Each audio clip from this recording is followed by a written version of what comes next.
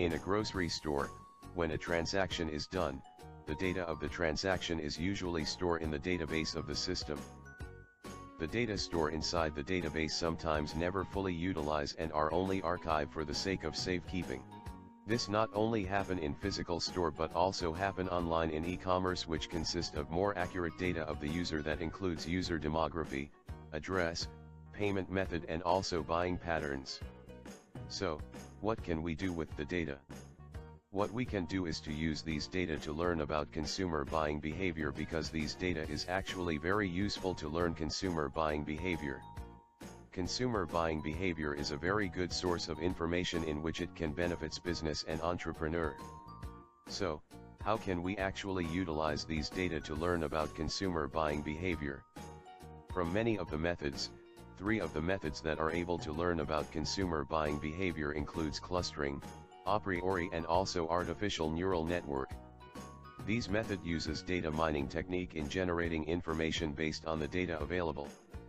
A priori is a method to implement for predicting what is the among consumers common item. The principle of a priori algorithm is association rules. It uses iterative approach search through the database to generate all item set that shown up frequently. Here are benefits and drawbacks of using a priori. For the benefit, it is easy to implement, and for the drawbacks, it requires more time to scan the database if database is large. Other than that, a high specification computer is needed to run the algorithm because of the limited memory capacity to store all the data set.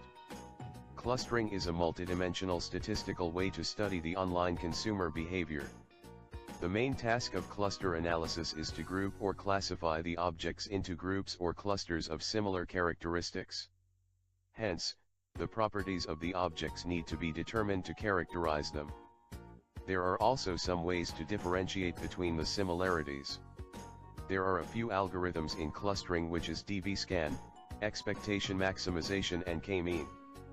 DB-scan is a density-based clustering algorithm.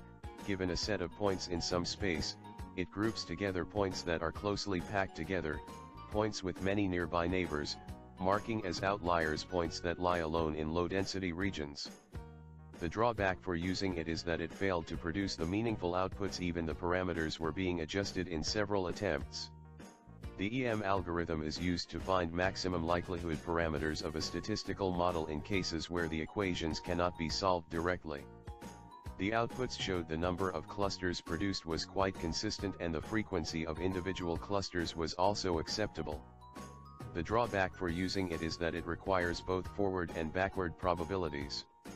K-means clustering aims to partition n observations into k clusters in which each observation belongs to the cluster with the nearest mean, serving as a prototype of the cluster. The drawback for using it is that the number of clusters is hard to be determined. Artificial neural networks, ANN, are forecasting methods that are based on simple mathematical models of the brain. They allow complex nonlinear relationships between the response variable and its predictors. A neural network can be thought of as a network of neurons organized in layers. The predictors form the bottom layer, and the forecasts form the top layer. There may be intermediate layers containing hidden neurons. Its benefits includes not require a very thorough data pre-processing and has much higher detection rate compared to the other data mining techniques. For its drawback, ANN requires many configuration and care when dealing with ANN. It is also time-consuming to implement and take a long time to undergo the whole process so that the data generated can be accurate. Follow on will show how the methods actually work and what information can the method provide. Now, I am going to present the steps to produce the experimental results by using Weka. The modified dataset from WISDM lab is imported into Weka. It contains 40 instances. Each data has 42 attributes such as the product name, gender and age of the consumer. First algorithm to test is the a priori algorithm. The parameter is tuned to fit the dataset. Then click Start button to run the algorithm. Based on the result above, rules are made to show the inherent regularities in the data. The rules are presented in antecedent, then consequent format. The number associated with the antecedent is the total coverage in the dataset. For example, there are a number of 20 cases of biscuit, vegetables, and then buying fruit are most likely will be happening in most of the purchase in the store. Each rule will be supported by the number in the brackets on the end. The support is calculated by the number of antecedents, divided by the number of matching consequents. Next tested method is the clustering. K-means algorithm is used to cluster in Weka.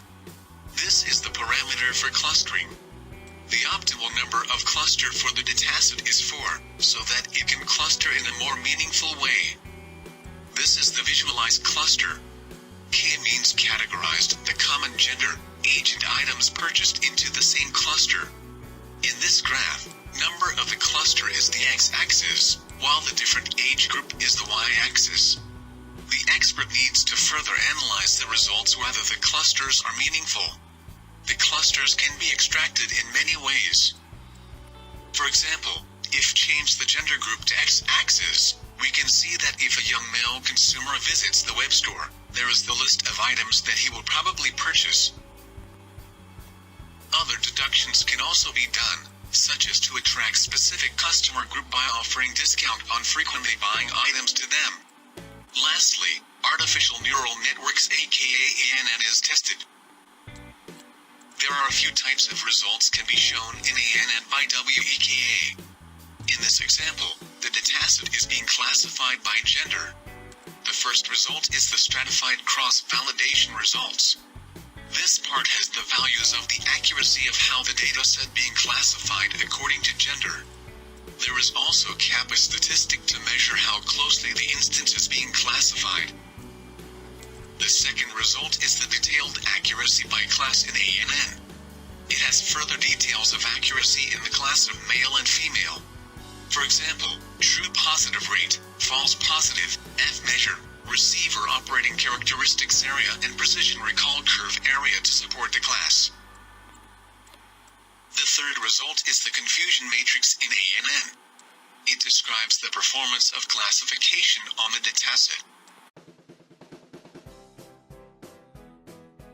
A priori algorithm, it will produce the best rules along with confidence level of each rule.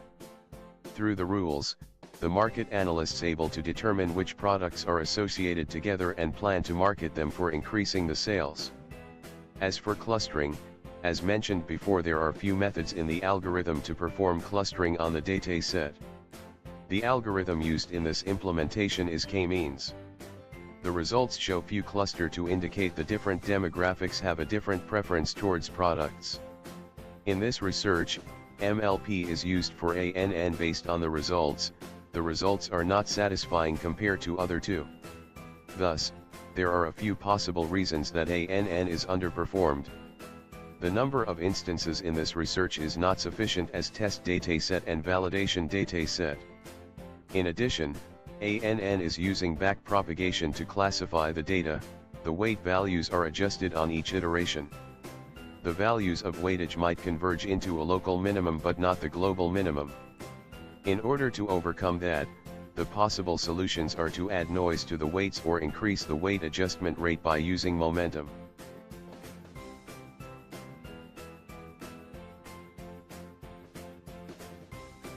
All three of the method indeed can generate results from consumer data, and these results generated can be used to know more about consumer behavior. However, a priori unable to determine item that associated together with characteristics such as demographic. Furthermore, only in a priori and ANN have support values to increase the reliability of the results. In conclusion, all three of the method able to determine consumer behavior for a priori algorithm is convenient and much simpler as it can work only with transaction data. Whereas clustering considers other aspects of purchasing goods such as demographic aspects. ANN is quite complex and required many instances to get an accurate result from it. Finally, for future works, for this research are that the method will be implemented in an e-commerce store and determine the performance in certain period of time.